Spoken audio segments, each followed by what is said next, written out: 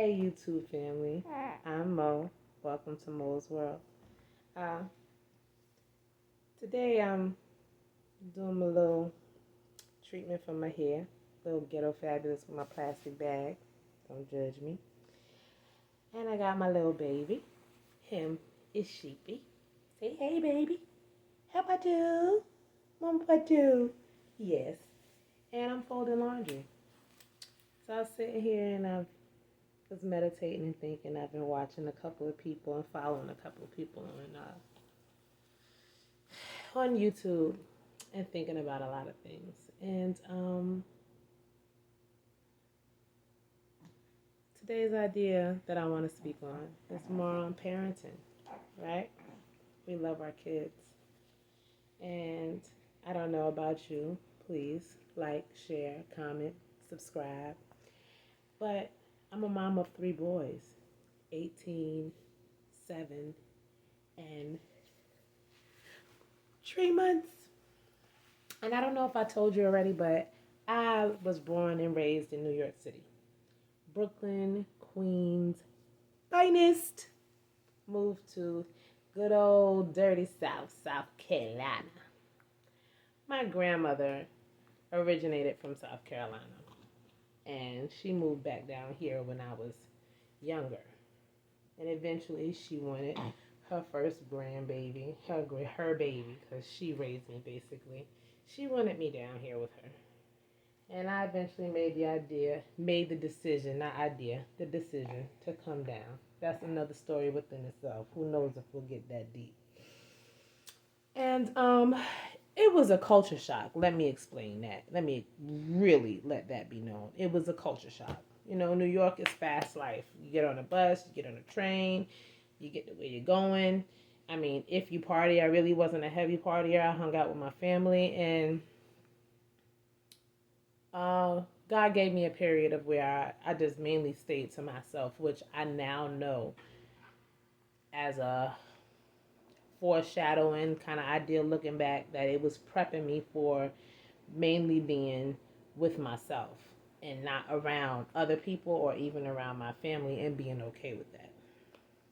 So I'm comfortable in my own skin kind of deal. Uh, like I said, so I had a rough upbringing. My mom was an addict. To this day, I don't know my biological father. I've spoken to him, but I don't know him.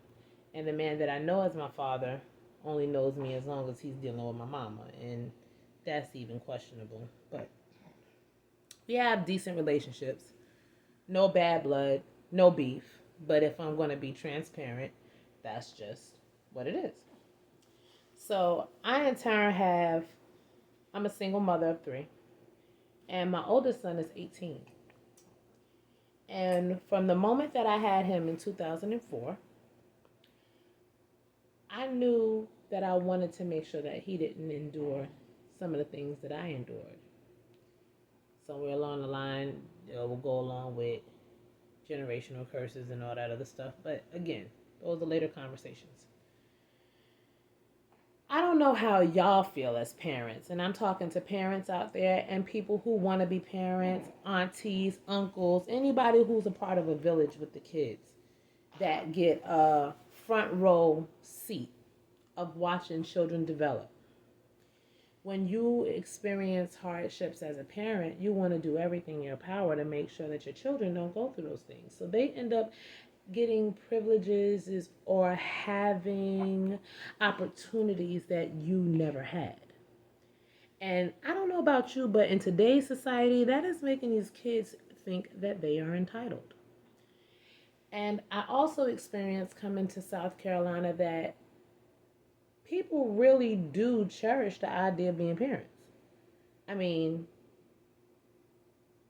I wasn't, you know, graced with that. But at the end of the day, it does take place. And I am very, very honored that God gave me my boys and that I am expected to raise them to be decent, flourishing men. How will I do that? Only He knows, because I give my babies to God the day I have them, that very night. And I took that from Roots. I don't know if any of you have watched it. If you have, comment below. Let me know what your thoughts of it was. But, we watch that sometimes when we're growing up in school. Well, I don't know if the kids have to do that now because my son ain't never come home saying, "Ma, I watched Roots in school today." But I watched it as a child and then I watched it as an adult. And if you haven't watched it as an adult, and this is no offense to my vanilla family members, but both vanilla and chocolate babies like me, I really encourage for you to watch it. Watching it as an adult, being a mother, having experienced the relationships that I have, and don't try and come for me, anybody from my family or nosy people talking about my children are not from the same man. No, they are not. And that's a whole nother situation too. Don't worry about this because they are well taken care of. It taught me how to honor not only my children, but to honor the man that I'm with. Now, if the man don't know how to honor that, I honor him. That's his business, not mine. I ain't got time. But the bottom line is, Kunta. When Kunta would have a child, he would go under the moon and talk to his child and tell his child who they are, who you are, and who you belong to. So, after I have my babies, that night, I go to the window under the moonlight and I tell them who they are. And I also give them to God because it takes God to help you raise these kids. So I realized that with my oldest child, me and him basically grew up together. I had him when I was 19. He was a blessing and still is a blessing to my soul. That was a hard time in my life. And when I gave birth or found out that he was in my body, he gave me a reason to want to live.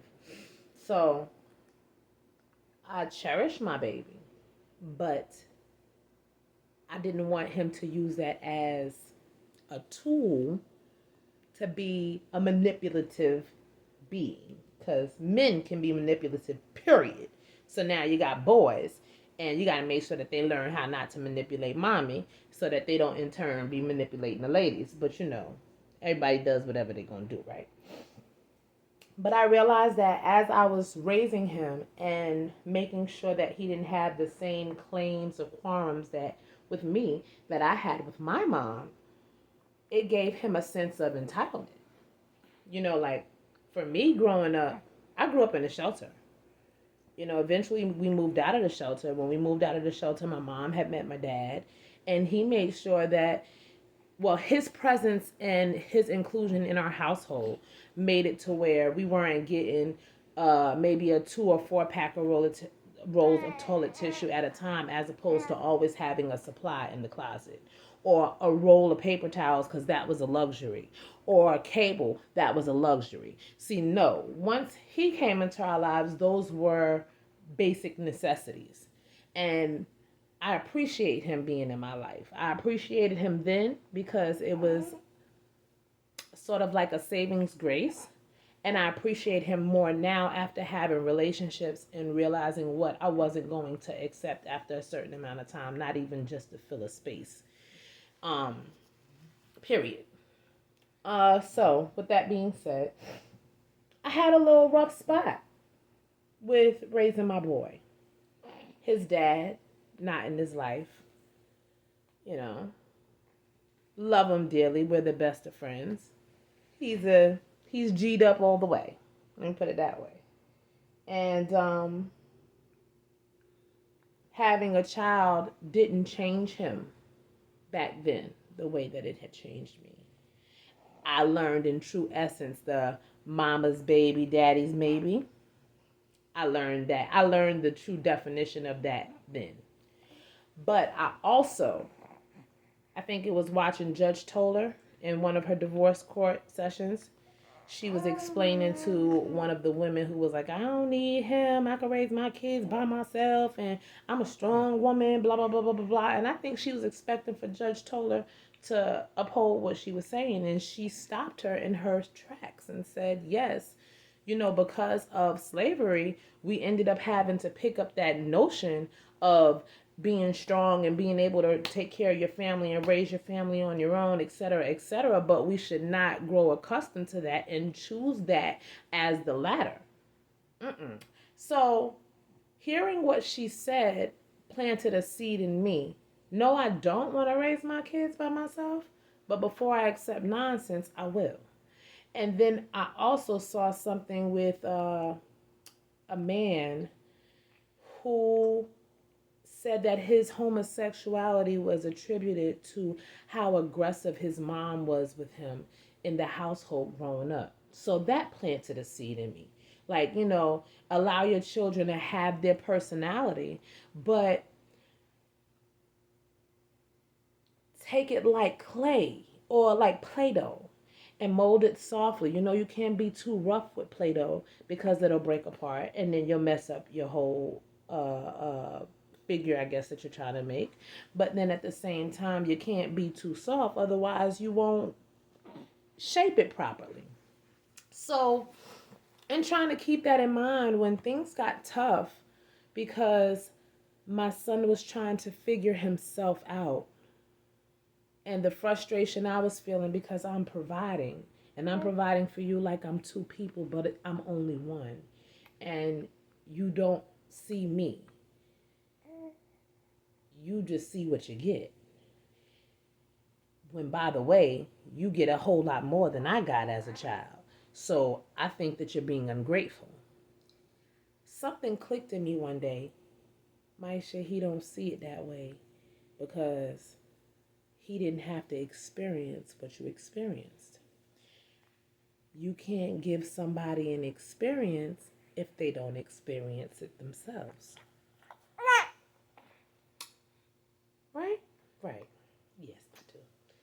So, hearing that resonated with my soul. You're right.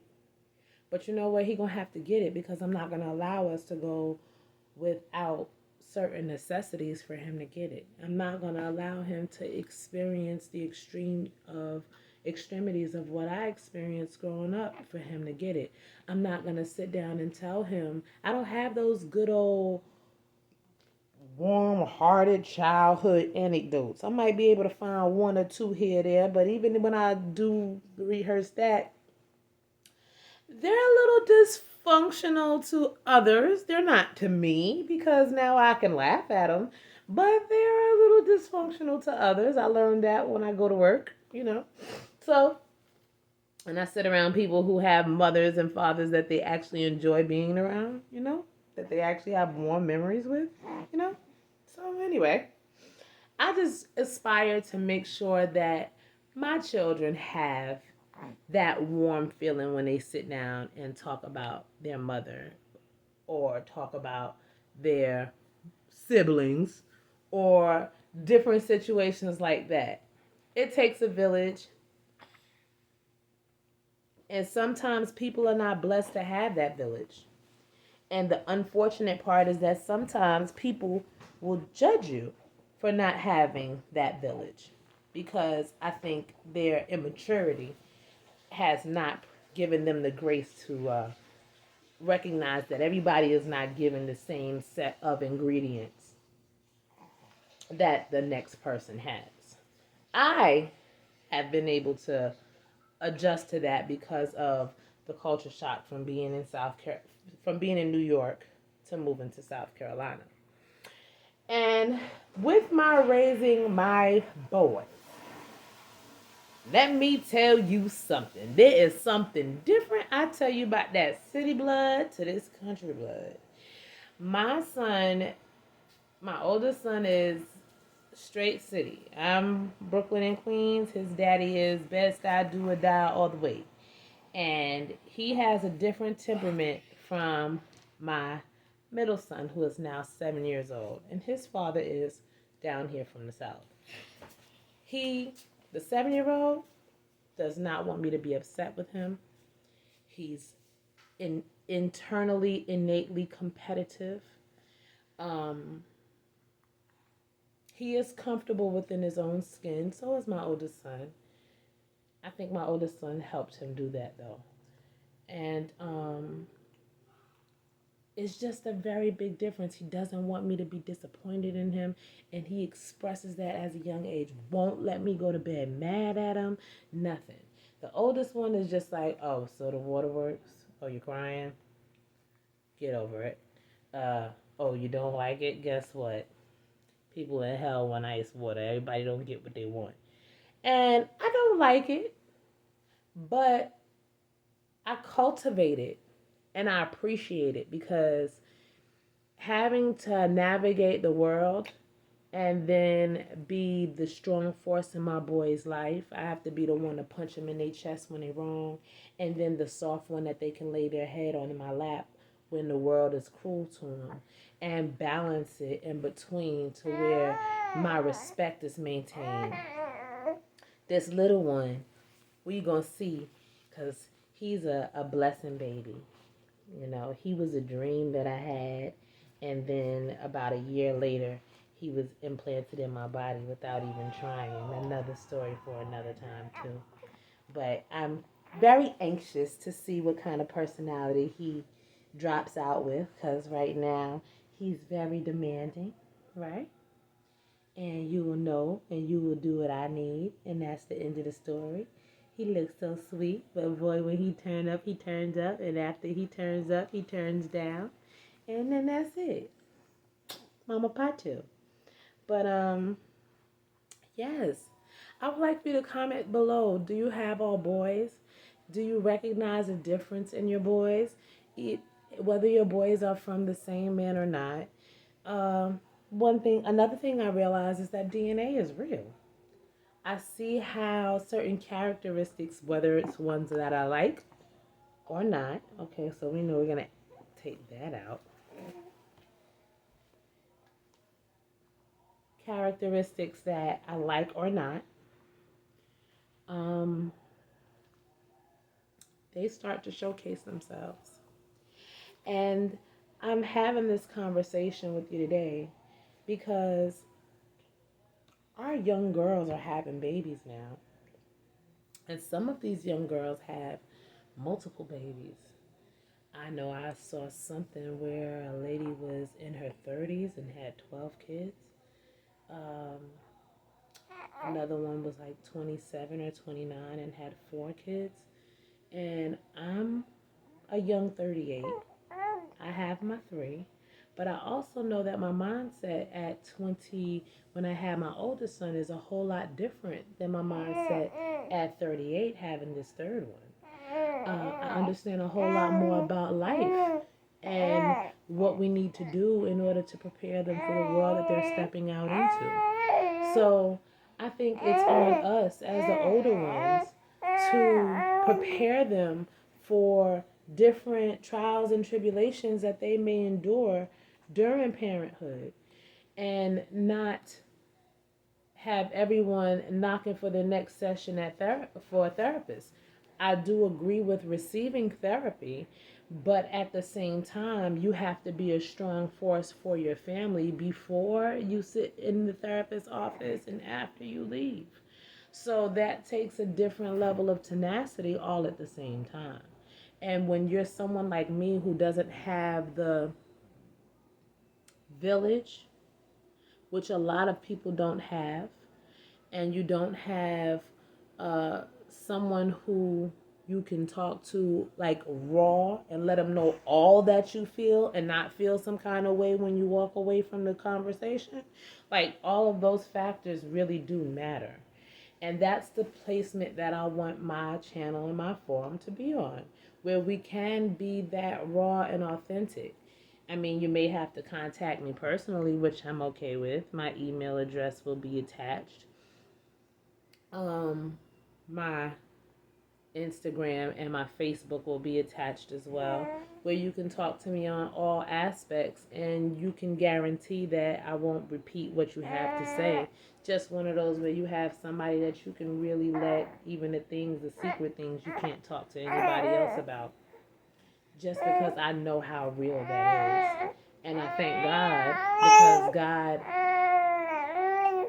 allowed me to have that space and work through that space within myself. And now I'm using this channel to see if I could really verbalize the authenticity of being able to feel that way and giving a pure format where judgment really isn't on the table.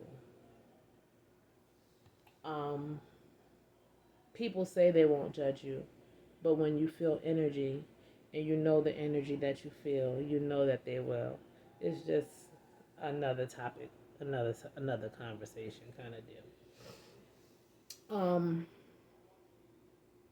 I know what it's like coming from the ground up. I know what it's like when you really don't have anybody.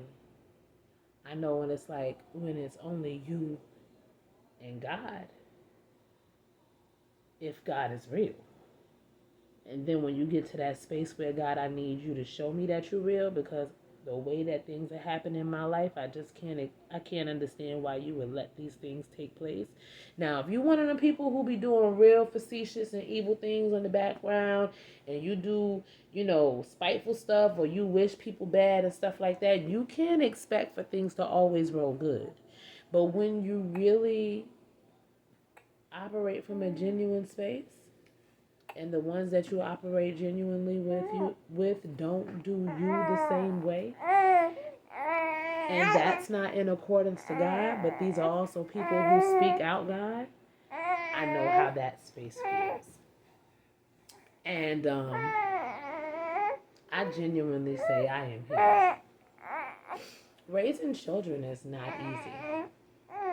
It's not easy when you have help. And let me tell you something, it is even less easier when you don't. It's something when you're raising men or boys to be men and they have accountability. Because I've experienced with dealing with grown men, when a man doesn't have accountability to anybody else, they are likely to treat you any kind of way, because can't nobody tell them nothing, and don't matter who do, because at the end of the day, boo, who are you? As opposed to a man who does have accountability to somebody. Here's the controversy when a man does have accountability to somebody. If that somebody feels like their relationship would be in question, or the control of the respect that that person has for them would be tampered with, they could very likely give that man the wrong advice to serve their own better good.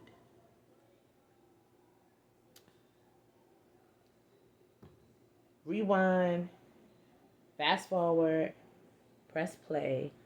Let me see if I can say it a second way. I'll give you an example. I trust, in all due honesty and all due heart, what my father says to me. And if my father says yes, it's yes. If my father says no, it's no.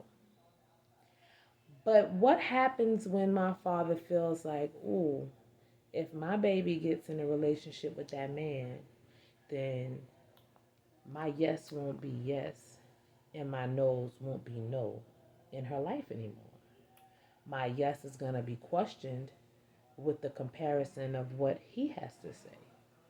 My no is going to be questioned with the comparison of what he has to say. So now I'm going to tell her he's not the guy for you, because I don't want my place moved. It happens. Is it all the time? No. But it does happen. And when I realize that, I kind of make it a keynote within myself to make sure that I don't want my son to be with a woman who is going to walk all over him and use him. And I don't want my son to be with someone who is just going to be a yes ma'am and do everything that he tells her to do. I want my son to be with a strong woman, a woman who's going to hold him down with the things that he's not going to come to my lap and talk to me about. When I couldn't lay on my grandmother's lap and tell her about my problems anymore because of the judgment that may have come from it, or that whole my word won't hold any more weight, I had to really seek God in a different way.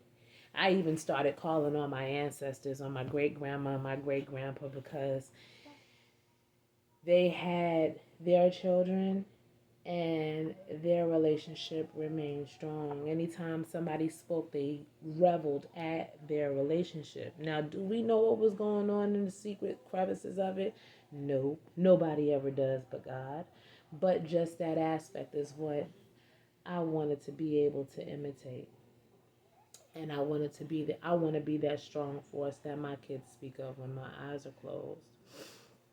So I realized that, and that's the reason why I try to encourage my boys to be strong men. And I want them to revel in a strong partner. Unfortunately, in today's world, uh, even with raising our young children, we as parents have this battle with dealing with their sexuality and sexual identity. I am not against homosexuality, transgender, none of the above. But when you have your children, it's hard enough fighting against the world. Now I gotta fight against other things that just weren't a factor, not as relevant anymore.